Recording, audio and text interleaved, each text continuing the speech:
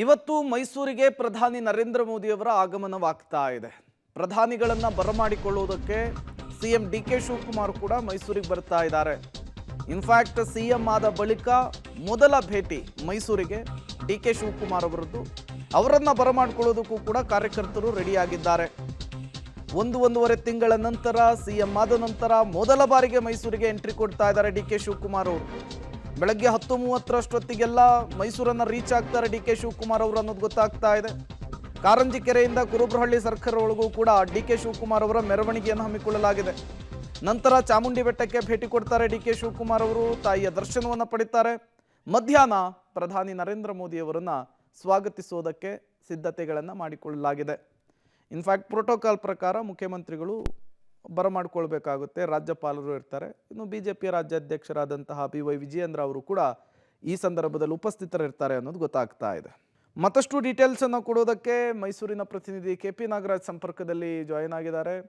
KP. Nagaraj, ಒಂದು ಕಡೆ ಪ್ರಧಾನಿ ನರೇಂದ್ರ ಮೋದಿ ಅವರ ಆಗಮನ ಮೈಸೂರಿಗೆ, ಮತ್ತೊಂದು ಕಡೆ ಡಿ.ಕೆ. ಶಿವಕುಮಾರ್ ಅವರು ಕೂಡ ಅವರನ್ನ ಬರಮಾಡಿಕೊಳ್ಳೋದಕ್ಕೆ ಬರ್ತಾ ಇದ್ದಾರೆ ಮೈಸೂರಿಗೆ. ಸೊ ಮೈಸೂರಿನಲ್ಲಿ ಇವತ್ತು ಹೇಗಿದೆ ವಾತಾವರಣ, ಯಾವ ರೀತಿ ಸಿದ್ಧತೆಗಳನ್ನು ಮಾಡಿಕೊಳ್ಳಲಾಗಿದೆ ಅಂತ ಹೇಳಿ?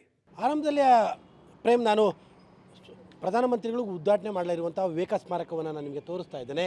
ಇದೇ ವಿವೇಕ ಸ್ಮಾರಕವನ್ನು ಪ್ರಧಾನಮಂತ್ರಿಗಳು ಇವತ್ತು ಮಧ್ಯಾಹ್ನ 3:30ಕ್ಕೆ ಉದ್ಘಾಟನೆಯನ್ನು ಮಾಡ್ತಾರೆ. 1892ರಲ್ಲಿ ಸ್ವಾಮಿ ವಿವೇಕಾನಂದರು ಮೈಸೂರಿಗೆ ಬಂದಂತಹ ಸಂದರ್ಭದಲ್ಲಿ ವಾಸ್ತವ್ಯ ಹೂಡಿದಂತಹ ಜಾಗದಲ್ಲಿ ರಾಮಕೃಷ್ಣ ಆಶ್ರಮದವರು ಒಟ್ಟು 45 ಕೋಟಿ ರೂಪಾಯಿನ ವೆಚ್ಚದಲ್ಲಿ ಈ ಒಂದು ವಿವೇಕ ಸ್ಮಾರಕವನ್ನು ನಿರ್ಮಾಣವನ್ನು ಮಾಡಿದ್ದಾರೆ. ಈ ಒಂದು ಸ್ಮಾರಕದ ಉದ್ಘಾಟನೆಯನ್ನು ಇವತ್ತು ಮಧ್ಯಾಹ್ನ 3:30ಕ್ಕೆ ಪ್ರಧಾನಮಂತ್ರಿ ನರೇಂದ್ರ ಮೋದಿಯವರು ಜೊತೆಗೆ ರಾಜ್ಯಪಾಲರು ಜೊತೆಗೆ ಮುಖ್ಯಮಂತ್ರಿಗಳು ಇದನ್ನು ಉದ್ಘಾಟನೆಯನ್ನು ಮಾಡ್ತಾ ಇದ್ದಾರೆ.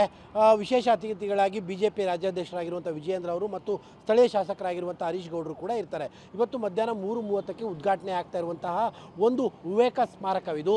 45 ಕೋಟಿ ರೂಪಾಯಿನ ವೆಚ್ಚದಲ್ಲಿ ಕಟ್ಟಿರುವಂತಹ ಬೃಹತ್ತಾದಂತಹ ಸ್ಮಾರಕ. ಇದು ಕೇವಲ ವಿವೇಕಾನಂದರ ಸ್ಟ್ಯಾಚ್ಯೂಗಳ ಮಾತ್ರ ಅಲ್ಲ, ವಿವೇಕಾನಂದರ ಕುರಿತಾದಂತಹ ಎಲ್ಲ ಪಠ್ಯಗಳು ಜೊತೆಗೆ ಅವರ ಪುಸ್ತಕಗಳು ಎಲ್ಲದರ ಬಗ್ಗೆ, ಜೊತೆಗೆ ಸ್ವಾಮಿ ಯೂತ್ಗೆ ಬೇಕಾಗಿರುವಂಥ ಕೆಲವೊಂದಿಷ್ಟು ಕೋರ್ಸ್ಗಳನ್ನು ಕೂಡ ಇಲ್ಲಿ ನಡೆಸುವಂಥ ಉದ್ದೇಶದಿಂದ ಈ ಸ್ಮಾರಕವನ್ನು ಕಟ್ಟಲಾಗಿದೆ. ಈ ಒಂದು ಸ್ಮಾರಕದ ಉದ್ಘಾಟನೆ ಹಿನ್ನೆಲೆಯಲ್ಲಿ ಈಗಾಗಲೇ ಬಿಗಿ ಪೊಲೀಸ್ ಬಂದೋಬಸ್ತ್ ಕೂಡ ವ್ಯವಸ್ಥೆಯನ್ನು ಕೂಡ ಮಾಡಲಾಗಿದೆ. ಇನ್ನೇನು 11 ಗಂಟೆಯಿಂದ ಈ ರಸ್ತೆಗೆ ಯಾರಿಗೂ ಕೂಡ ಪ್ರವೇಶ ಇಲ್ಲ ಸಾರ್ವಜನಿಕರಿಗೆ. ಮತ್ತು ಈ ಬಾರಿಯದೇನು ಅಂತಂದರೆ ಸಾಮಾನ್ಯವಾಗಿ ಪ್ರಧಾನಮಂತ್ರಿಗಳು ಬಂದಂಥ ಸಂದರ್ಭದಲ್ಲಿ ಅಕ್ಕಪಕ್ಕದ ರಸ್ತೆಗಳ ಅಕ್ಕಪಕ್ಕದಲ್ಲಿ ಜನಗಳು ನಿಂತ್ಕೊತಾ ಇದ್ರು. ಈ ಬಾರಿ ಅದಕ್ಕೂ ಕೂಡ ಅವಕಾಶವನ್ನು ಕೊಟ್ಟಿಲ್ಲ. ಕೇವಲ ಏನು ಪಾಸ್ ಇರುವಂಥವ್ರು, ಅಂದರೆ ಪರ್ಟಿಕ್ಯುಲರ್ ಈ ಸ್ಮಾರಕದ ವಿಚಾರದಲ್ಲಿ ಕೇವಲ 15 ಜನಕ್ಕೆ ಮಾತ್ರ ಪಾಸ್ಗಳಿರುವಂಥದ್ದು. ಇಲ್ಲಿ ಸ್ಮಾರಕವನ್ನು ಪ್ರಧಾನಮಂತ್ರಿಗಳು ಉದ್ಘಾಟನೆ ಮಾಡಿದ ನಂತರದಲ್ಲಿ ನೇರವಾಗಿ ರಾಮಕೃಷ್ಣ ಆಶ್ರಮಕ್ಕೆ ತೆರಳುತ್ತಾರೆ. ಅಲ್ಲಿ ಒಂದು 2 ನಿಮಿಷಗಳ ಕಾಲ ಧ್ಯಾನವನ್ನು ಮಾಡ್ತಾರೆ. ತದನಂತರದಲ್ಲಿ ವೇದಿಕೆ ಕಾರ್ಯಕ್ರಮಕ್ಕೂ ಕೂಡ ಪ್ರಧಾನಮಂತ್ರಿಗಳು ಭಾಗವಹಿಸ್ತಾರೆ. ಇದರ ನಡುವೆ 1.5 ತಿಂಗಳಾಗಿತ್ತು ಮುಖ್ಯಮಂತ್ರಿಗಳಾಗಿ ಡಿ.ಕೆ. ಶಿವಕುಮಾರ್ ಯಾವತ್ತು ಮೈಸೂರಿಗೆ ಬಂದಿರಲಿಲ್ಲ. ಇದೇ ಮೊದಲ ಬಾರಿಗೆ ಅದರಲ್ಲಿ 2 ಕೆಲಸ, ಒಂದು ಚಾಮುಂಡಿ ತಾಯಿಯ ದರ್ಶನ, ಮತ್ತೊಂದು ಕಡೆಯಲ್ಲಿ ಪ್ರಧಾನಮಂತ್ರಿಗಳ ಸ್ವಾಗತ.